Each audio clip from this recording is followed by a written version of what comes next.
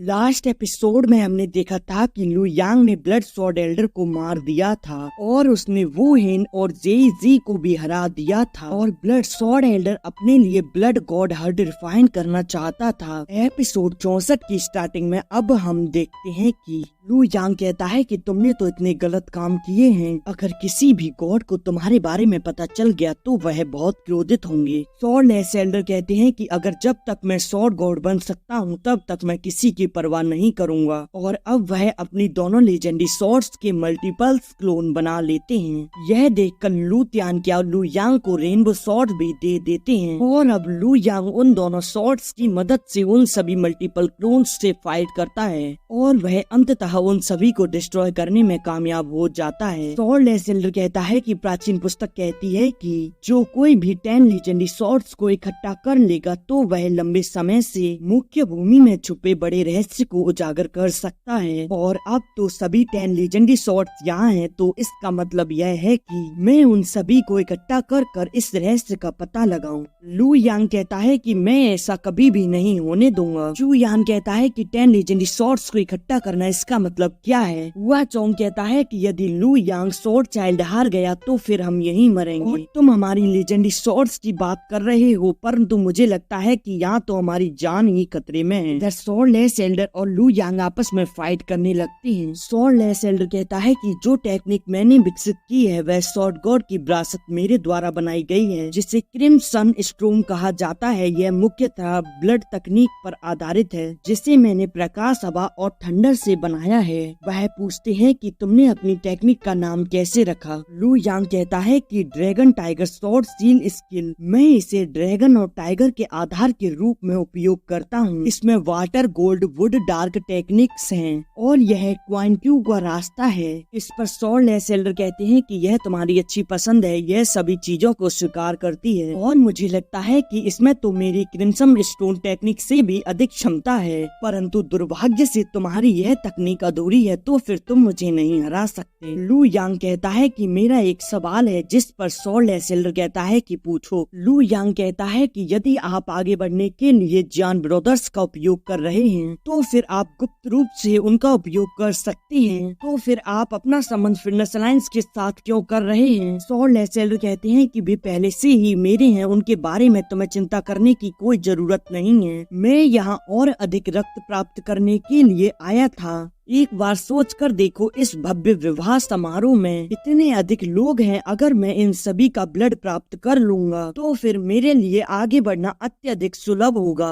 और तुम तो मेरी दृष्टि में सिर्फ मरे हुए व्यक्ति के समान हो। लू यांग कहता है कि जुन वूशेन, तुम बहुत घमंडी हो। जब तक मैं यहाँ हूँ मैं ऐसा बिल्कुल भी नहीं होने दूंगा। स्वॉर्डलेस एल्डर कहता है कि लू यांग, यहाँ तुम्हारा प्रदर्शन मेरी उम्मीदों से कहीं अधिक है। अब तुमने अपनी अत्यधिक ऊर्जा का इस्तेमाल कर लिया है, जिसकी वजह से तुम मुझसे अपने फुल पोटेंशियल के साथ फाइट नहीं कर पाओगे और अब तुम मरने वाले हो। और अब वह अपनी तकनीक का इस्तेमाल कर देते हैं। लू यांग उनके अटैक को रोकने के लिए अपनी तकनीक का इस्तेमाल करता है और उन दोनों टेक्निक के आपस में भिड़ने से यहाँ अत्यधिक ऊर्जा उत्सर्जित होती है। लू यांग कहते हैं कि एक बार जब आप स्वॉर्ड गॉड रियल्म में पहुँच जाते हैं तो फिर आप इस स्थान के आयाम को तोड़ सकते हैं, परंतु लू यांग और जुन वूशेन स्वॉर्ड गॉड के स्तर पर नहीं है, सिर्फ वे इसके करीब हैं। इधर लू यांग अपनी पावर्स का इस्तेमाल कर उन दोनों लेजेंडरी स्वॉर्ड्स को पीछे कर देता है। इस पर स्वॉर्डलेस एल्डर साइलेंट थंडर और विंड चेस्ट स्वॉर्ड को भी अपने पास बुला लेता है और अब वह एक साथ 4 लेजेंडरी स्वॉर्ड्स को कंट्रोल कर लू यांग पर अटैक कर देता है। तभी हम नीचे देखते हैं कि सु यान बाहर निकल कर आती है और अब वह अपनी लेजेंडरी स्वॉर्ड को लू यांग को दे देती है और अब लू यांग रेनबो, ताओशिन और डार्क इन स्वॉर्ड को एक साथ कंट्रोल करता है और वह उन तीनों से उन्हें रोकने की कोशिश करता है और वह चू यान और हुआ चोंग से कहता है कि तुम भी यहाँ आकर अपनी लेजेंडरी स्वॉर्ड से इन सभी को रोको। और अब वह दोनों भी उस फाइट के बीच में आकर उन लेजेंडरी स्वॉर्ड्स को रोकने की कोशिश करते हैं।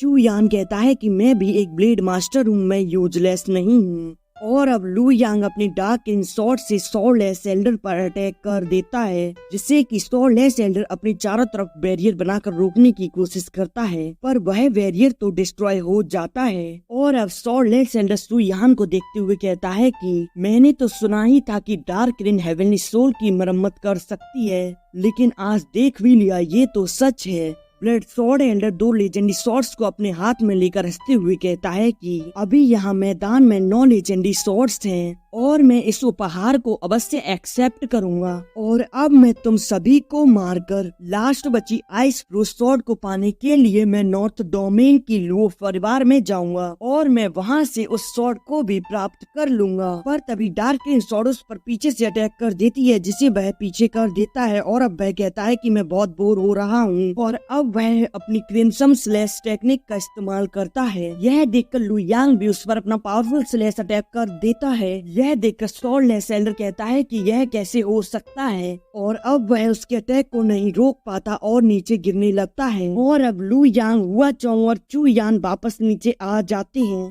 पर स्वॉर्डलेस एल्डर हवा से ही हवा में बातें कर वहाँ से भाग जाता है और नीचे खड़े उसके साथी भी वहाँ से तुरंत भाग जाते हैं। लू यांग अपनी तीनों लेजेंडरी स्वॉर्ड से उन सभी पर अटैक कर देता है। हुआ तियानजी डार्क ग्रीन स्वॉर्ड के अटैक को रोकने की कोशिश करता है, परंतु वह घायल हो जाता है। यह देखकर हुआ चोंग तुरंत उसके पास जाता है। वह जाते हुए कहता है कि लू यांग, इस गद्दार को तो मैं देख लूंगा, तुम और किसी को देखो। वह उस पर अटैक करते हुए कहता है कि ईस्ट डोमेन के हुआ फैमिली की तरफ से मैं तुम्हें मौत के घाट उतारता हूँ। और इधर रेनवो और ताउसिन स्वॉर्ड को वू हेन और जैन जी भी रोकने की कोशिश करते हैं, परंतु लू यांग के थोड़ी सी पावर बढ़ाने पर ही उनकी सील टूट जाती है और फिर जेई के अंदर तो स्वॉर्ड आर पार हो जाती है। यह देखकर वो हेन चिल्लाते हुए कहता है कि मास्टर कृपया मुझे बचाओ, परंतु ताउसिन स्वॉर्ड तो एक झटके में उसे वहीं की वहीं। यह एपिसोड यहीं एंड हो जाता है।